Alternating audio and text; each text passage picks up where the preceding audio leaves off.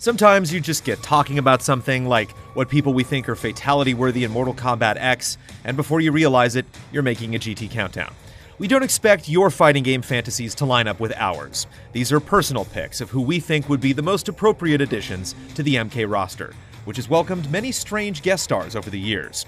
It takes a certain kind of fame and willingness to get one's hands covered in blood to line up with this crew of savage combatants. The brutality of the Queen of Blades has been felt across the galaxy since her assimilation via the Zerg in StarCraft's first chapter.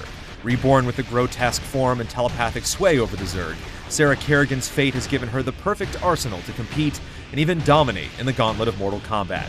Fatalities and X-rays are fun to imagine with the many limbs and blades at her disposal. Kerrigan's burrowing ability could make for some fun as well, summoning fellow Zerg to trip up opponents or drag them deep into the ground. Beneath her beautiful looks and playful banter, Buffy Summers is a merciless, systematic killer. She began her vampire hunting career while in high school and has since slaughtered hundreds of demonic creatures. Her iconic stake would make a great combat variation, and we'd love to see her and Spike join forces tag team style. The fatality could involve the entire Scooby Gang joining the festivities as they taunt and rip their victim apart. We pity anyone who threatens Buffy's family or friends. In some weird way, The Rock already feels like a Mortal Kombat character. He has the swagger, the one-liners, and the look of a guy who could and would rip out someone's spine. Just like many of the best MK fighters, he's both threatening and ridiculous. When The Rock takes the stage, he soaks up all the attention in the room. Mortal Kombat would allow his persona to transcend the PG-13 nature of wrestling. He could say, "Can you smell what The Rock is cooking?" while actually burning someone alive.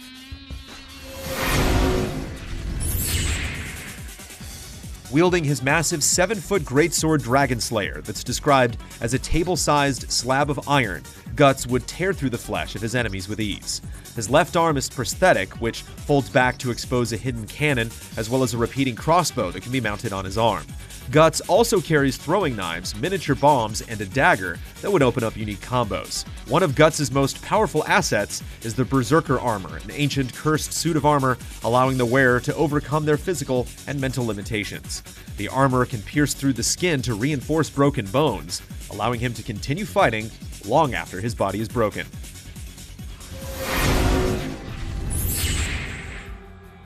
With the addition of Freddy Krueger and Jason Voorhees in Mortal Kombat 9 and X, Leatherface is the next logical choice. This barbaric serial killer employs multiple methods, but his signature weapon is his iconic chainsaw.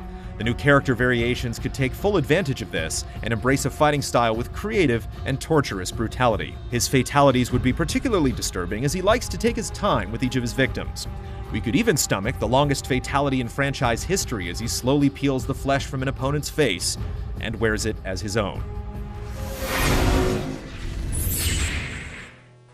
The most badass Power Ranger by far, the Green Ranger could go toe-to-toe in a deathmatch with any combatant. Starting as a villain in the series, the Green Ranger crippled the rest of the Rangers by dispatching Zordon, destroying the Rangers' command center, and infecting the robot Alpha with a computer virus.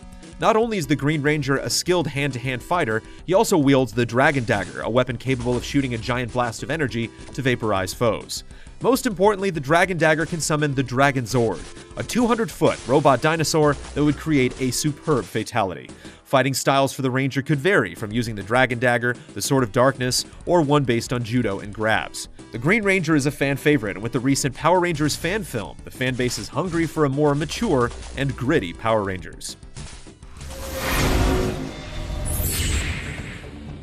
In addition to copious amounts of violence, Mortal Kombat loves cyborgs and ninjas. Gray Fox from the Metal Gear franchise is one of the best examples of both.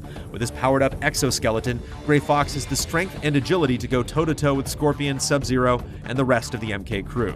The fact that Gray Fox is on the brink of insanity makes him even more menacing. We imagine one of his fatalities could involve pummeling someone into a bloody pulp while screaming, "Hurt me more." Ninja Master Oroku Saki has seen many deaths and reincarnations in his long history pitted against the Teenage Mutant Ninja Turtles. While the cartoons and classic games may be aimed at a younger audience these days, there's no doubt Shredder has a dark side. Covered in spikes and armed with the lethal talent in ninjutsu, his candidacy for the tournament would probably go unchallenged. We can easily imagine Shredder armed with the weapons of the Foot Clan and a decade's worth of weaponry begging to be put to better use than hunting those accursed turtles, emerging at the top of the competition. Some of the people on this list kill for pleasure, but Dredd's just doing his job. 3 jobs in one, actually: judge, jury, and executioner. We could easily see him deeming anyone crossing into the netherworld as a being too destructive to live, and issuing justice on sight. Dredd's weapon, the Lawgiver, could alternate between different fire modes in the middle of a match, sending out heat-seeking missiles or dropping explosives for air jugglers to land on. Dredd is also an extremely large human being, capable of delivering brutal verdicts with his bare hands. The Terminator is an unstoppable killing machine and a perfect fit for Mortal Kombat. His flesh could flake off as the match progresses, slowly revealing his metallic frame. Different variations could include his signature shotgun, or even a fully revealed skeleton that focuses on massive melee damage. The final variation should no doubt be the original evil T-800, complete with 2 massive machine guns, police precinct shootout style. The possibilities for fatalities are numerous. Call Sarah Connor in for backup, or just punch your victim straight through the chest. There's no better time than now for an Arnold Schwarzenegger T-800 to duke it out against the Predator. Don't miss Mike Huber's passionate history lesson on the beat-em-up genre in the last episode of Huber Hype, and visit our reviews channel for our first glimpse at Everybody's Gone to the Rapture with Andrea Renee. We'll see you next Friday for another GT Countdown.